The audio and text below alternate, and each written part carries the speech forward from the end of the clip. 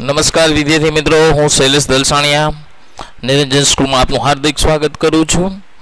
હવે આપણે unit 14 લેફ્ટ-વિંગમાં unit 14 city of ટોબર યુનિટનું નામ છે સિટી ઓફ ટોબર. આ પાઠનું નામ એટલા માટે સિટી ઓફ ટોબર, સિટી એટલે શહેર, ઓફ ટોબર. અહીં ટોબરને ઊંધું કરો તો રોબોટ થાય. જો એમાં સ્પેલિંગ છે એ ફરી જશે. રોબોટ્સ એટલે કે રોબોટોનું શહેર, રોબોટોનું શહેર. કારણ કે આપણે માણસોએ રોબોટ બનાવ્યા, હવે એ જ આપણને ગુલામ બનાવશે. કારણ કે કોઈ પણ ટેકનોલોજી કે શસ્ત્રો હોય એ વધુ પડતા સારા નહીં. જોઈએ છે સિટી ઓફ ટોબર. જો તમને ચિત્રમાં છે બતાવાય છે કે માણસો કામ કરે છે અને રોબોટ છે એ આદેશ આપે છે. કહેવાનો અર્થ એ કે માણસોએ રોબોટને બનાવ્યા, હવે રોબોટો જ છે એ માણસ ઉપર શાસન કરે છે. એક આનો ઉપરથી એક હોલિવૂડનું મૂવીઝ પણ છે કે જે સ્પેશિયલી આના ઉપર બનેલું હતું, બરાબર. અને જેમાં રોબોટ છે એ માણસ ઉપર જે શાસન કરે છે. એટલે કહેવાનો અર્થ એ કે માણસો જો શસ્ત્રો બનાવશે, ટેકનોલોજી બનાવશે, પણ એક સમય કદાચ એવો પણ આવશે કે આ માણસ જ છે ટેકનોલોજીનો ગુલામ બની જશે. અને એવું હકીકતમાં થશે ભવિષ્યમાં. કારણ કે લોકો આજે એટલી બધી ટેકનોલોજીને મહત્વ આપે છે, તો કદાચ ટેકનોલોજી છે એ આપણે ગુલામ બનાવે. શસ્ત્રો તો આપણે ગુલામ બનાવી જ દીધેલા છે, શસ્ત્રોએ તો આપણને ગુલામ બનાવી દીધા છે પહેલેથી જ, બરાબર. પણ આ રોબોટ ને બધા એ પણ આપણે કદાચ ગુલામ બનાવી શકે. આ ભવિષ્યનો પાઠ છે કેનો પાઠ? ભવિષ્યમાં, કે ભવિષ્યમાં શું થશે, શું થઈ શકે, બરાબર, એના વિશેનો પાઠ છે. જોઈએ છે ધ રોબોટ, સોરી અહીં લખ્યું ધ ટોબર, પણ ટોબરનો મિનિંગ શું લેવાનો છે? રોબોટ. એટલે કે ધ ટોબર વે સ્ટ્રેન્જ બિંગ, કે ટોબર છે એ ખૂબ વિચિત્ર હતા. સ્ટ્રેન્જ બિંગ, સ્ટ્રેન્જ એટલે શું થાય? વિચિત્ર. ધે કેમ during the third world war, તેઓ ત્રીજા વિશ્વયુદ્ધ દરમિયાન આવ્યા હતા. હવે ત્રીજું વિશ્વયુદ્ધ તો આપણે થયું નથી, એટલે આ વસ્તુ છે એ ભવિષ્યનો પાઠ છે. અત્યાર સુધીમાં કેટલા વિશ્વયુદ્ધ થયા છે? 2 વિશ્વયુદ્ધ થયા છે, ત્રીજું વિશ્વયુદ્ધ થયું નથી. When a lot of people were killed, કે જ્યારે ઘણા બધા લોકો મૃત્યુ પામ્યા હતા. They built a huge city, huge એટલે વિશાળ, સિટી એટલે શહેર. તેઓ એક વિશાળ શહેર બનાવ્યું હતું. બિલ્ટ કરવું એટલે બનાવવું.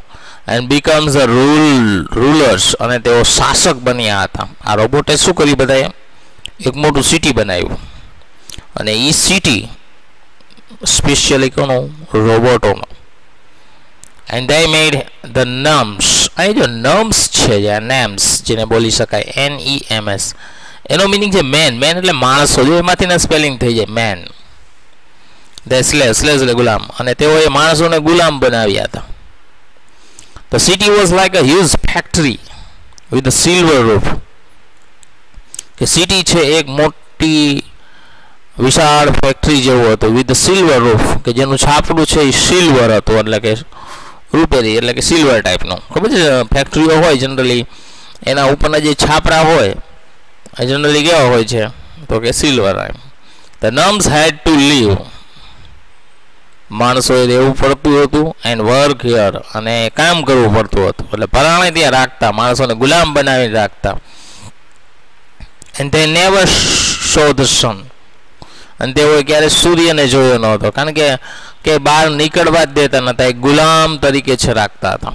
Most of them didn't care, તેમાંથી કોઈને ડીડન્ટ કેર, કોઈ કાળજી હતી નહીં. બટ સમ નમ્સ ડીડ કેર, પરંતુ અમુક માણસો છે એ ધ્યાન રાખતા. નમ્સ લાઈક ડર્ફ, આ એના નામ છે ડર્ફ. માણસો જેવા કે Durf and his friends, Krem and Nor. આ ત્રણેય મિત્રો છે, ડર્ફ અને તેના મિત્રો ક્રેમ અને નોર. આ ત્રણેય મિત્રોનું નામ છે ડર્ફ, ક્રેમ અને નોર. તે વોન્ટેડ ટુ એસ્કેપ કરવું, બચવું ફ્રોમ ધ સિટી. તેઓ આ શહેરમાંથી બચવા માંગતા હતા. And they made to talk about it. અને તેઓ આ વાતચીત કરવા માટે ભેગા થયા. મેટ એટલે મળવું, મીટનું ભૂતકાળનું રૂપ શું થાય? Met. There was a place in the city called centre. ત્યાં એક સિટીમાં એક સ્થળ હતું જેનું નામ હતું સેન્ટર, ધ સેન્ટર. એટલે કે સેન્ટર એટલે મુખ્ય કેન્દ્ર, કે જ્યાં રોબોટોનું છે એ આખું સંચાલન થતું હતું. કારણ કે રોબોટ કોમ્પ્યુટરથી જ ચાલતા, પણ એનું મેઇન કોમ્પ્યુટર હતું એ સેન્ટર હતું. The nuns were never allowed to go there. માણસોને ત્યાં જવા દેવાની પરવાનગી ન હતી, કારણ કે અહીંયા ન જવા દે તો માણસોને ખબર પડી જાય. Durf was sure this was their weak spot. ડર્ફને ખાતરી હતી કે તે તેનો એક વીક સ્પોટ એટલે નબળી જગ્યા છે. And that the Tobor got their powers from her. અને જેથી ટોબોરોને છે ત્યાંથી તેને શક્તિ મળે છે. એટલે કોઈ માણસોને ત્યાં સેન્ટરમાં જવા ન દે. અને એટલે ડર્ફને એવું હતું કે ભાઈ ત્યાંથી જ આ લોકોને જે રોબોટ છે એને શક્તિ મળે છે. somehow soon they must break into the center and destroy the tower.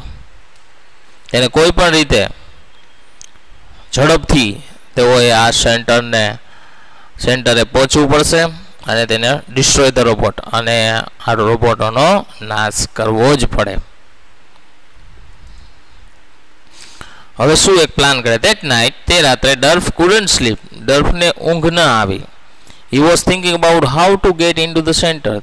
તે વિચારતો હતો કે સેન્ટરમાં કેવી રીતે જવું. હાવ કેવી રીતે. In the morning, સવારમાં, the light came in on his room. પ્રકાશ તેની રૂમમાં આવ્યો. પ્રકાશ એટલે કે ઓલો પ્રકાશ. And the bell rang. અને રિંગ વાગી. The bell woke the names every morning. કે બેલ છે એ આ માણસોને દરરોજ સવારે ઉઠાડતી. Durf got to ready for work. Durf છે એ કામ કરવા માટે તૈયાર થયો. He put on his grey uniform. તેને ગ્રે યુનિફોર્મ છે પહેર્યો. The nuns had no other clothes to wear. માણસો પાસે બીજા પહેરવા માટે કપડાં ન હતા, કારણ કે આ એક જ યુનિફોર્મ પહેરવાનો, ગ્રે રંગનો, ભૂરા રંગનો. When one uniform wore out, જ્યારે એક યુનિફોર્મ ઘસાઈ જાય એટલે કે પતી જાય એમ, તે got another one, તેઓને બીજો મળતો. He spoke to the door. તેને ડોર એટલે બારણાને કહ્યું, એન્ડ ઇટ ઓપન, અને તે ખુલ્યો, કારણ કે એ પણ ઓટોમેટિક હતો. Durf join all the other Nums going to work. કે ડર્ફ છે બીજા જે માણસો કામ કરવા જઈ રહેતા તેની સાથે જોડાઈ ગયો. એટલે આ રીતનું એનું રોજનું જીવન હતું. રોજ ગુલામીની જેમ કામ કરવું પડતું. રોબોટ છે એને આદેશો આપતા અને આ માણસોને છે કામ કરવું પડતું. તો મિત્રો અહીંયા સુધી રાખીએ છીએ. નેક્સ્ટ લેક્ચરમાં જોશું ડર્ફ શું આઈડિયા કરે છે, બરાબર, આ રોબોટની ઝંઝાળમાંથી બચવા માટે. બરાબર, અત્યારે અહીં સુધી રાખીએ છીએ. Thank you.